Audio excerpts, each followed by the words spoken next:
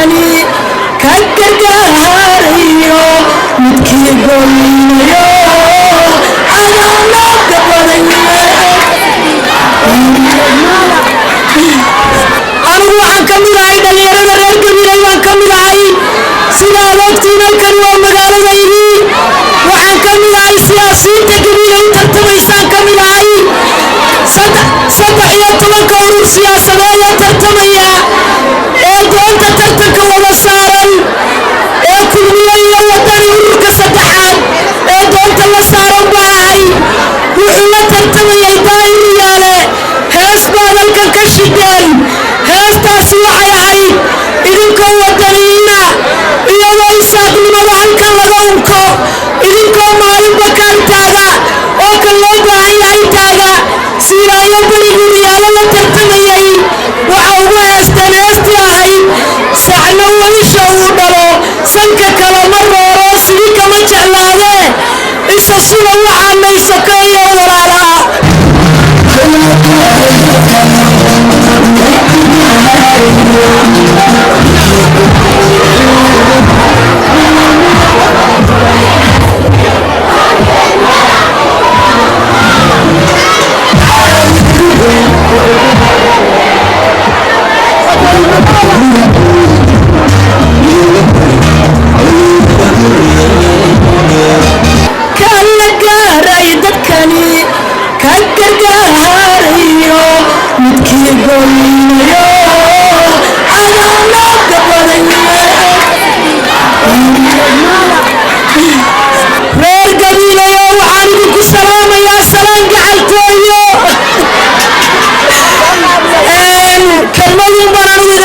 anigu waxaan ka mid ahay dhalinyarada reer Gabiley waan ka mid ahay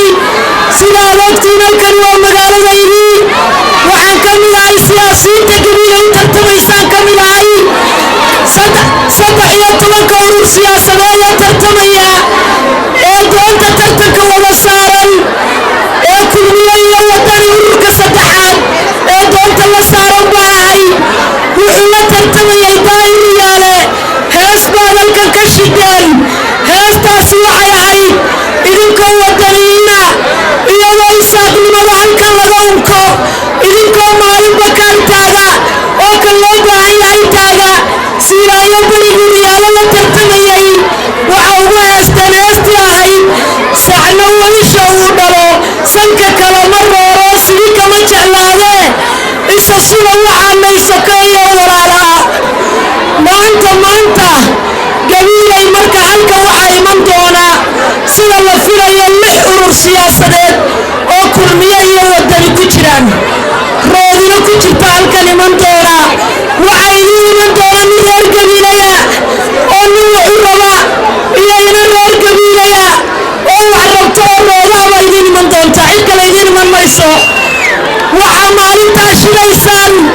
heestaa shili jirteen ee ahayd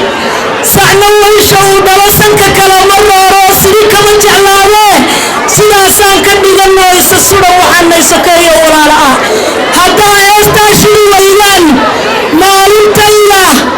markay saddexda xisbi qaran soo baxaan ee kuwa halkan kelmad kaloo dardaaranaa reer Gabiley odhanaya 80 kun oo cod oo Gabiley yaalla sababta xilligan aasaasiga ah laydin taargegaraynayo laysugu kiin haysto ma taqaanaan reer Gabileyow haddaydaan aqoonin waxa weeye 300 kun oo cod oo Sacad Muuse ayaa maroodu jeex jooga oo juun iyo koonfur iyo gacan libax ku nool sababta 80 kun oo Sacad Muuse oo Gabiley jooga laysugu dilayaa maxay tahay waxay tahay 80 kun waxna way ridaan